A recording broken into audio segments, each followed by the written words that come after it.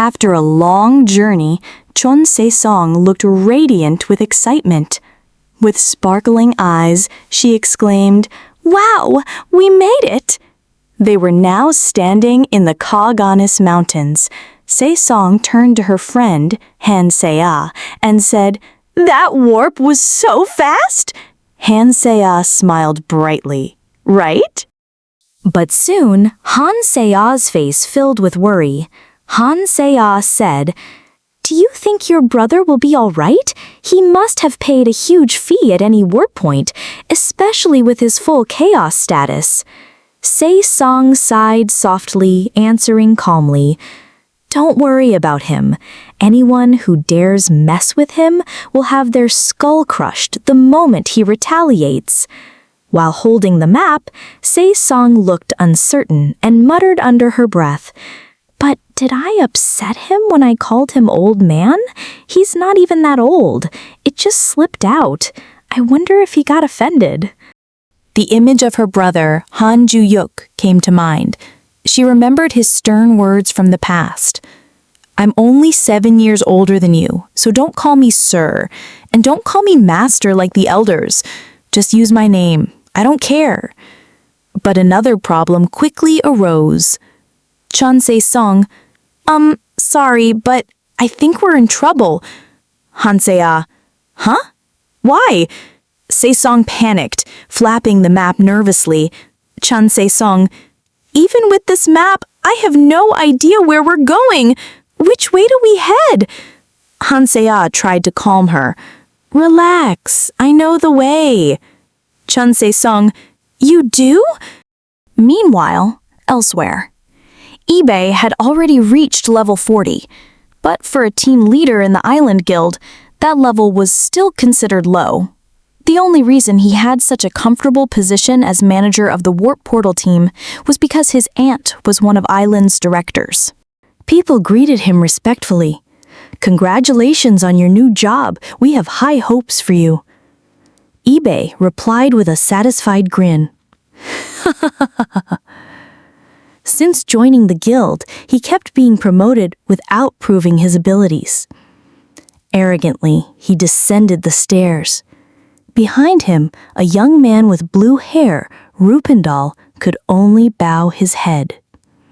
Rupendal, in his mind, he always gets away with everything just because of family connections.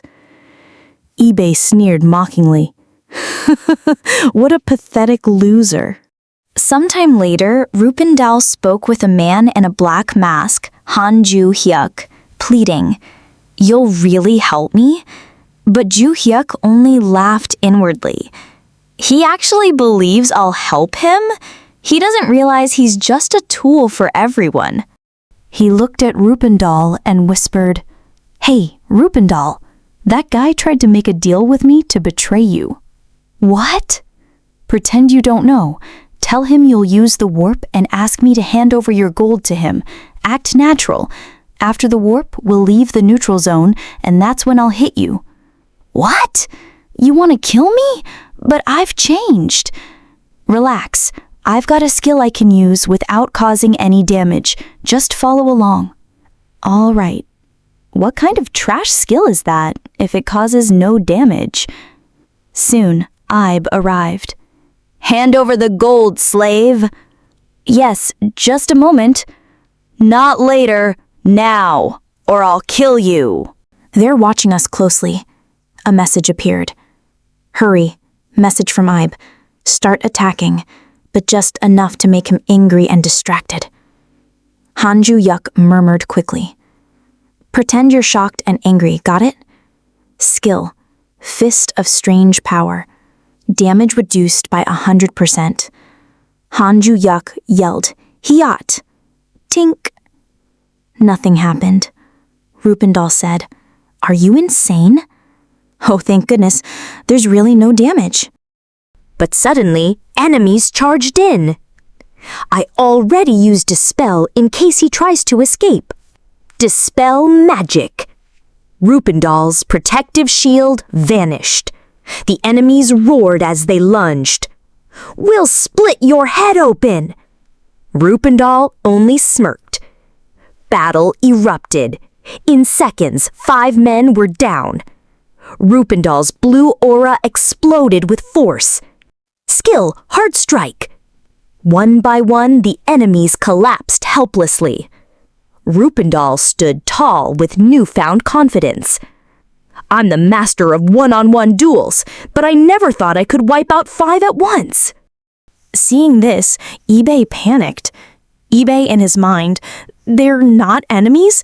Have they been playing me all along? He fell to his knees, begging, Wait, I'll return your gold, all of it, 60 million. Rupendal menacingly, Really? Yes, I promise.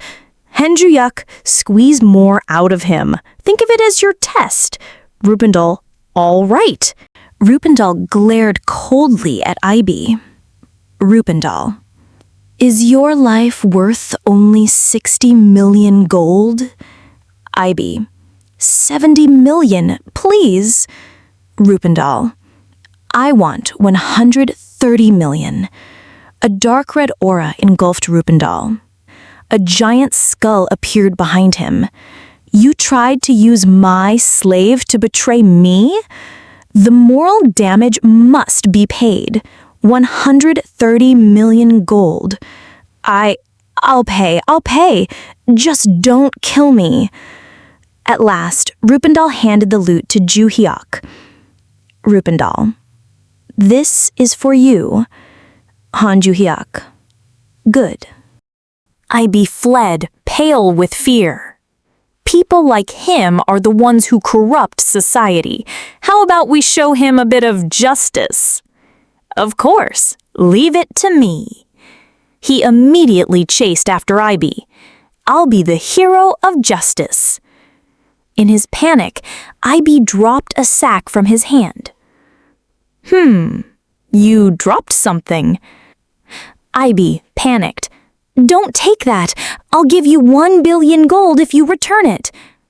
But Rupendal weighed the sack in his hands, grinning with satisfaction. Feels pretty heavy. 1 billion gold just for this? No thanks.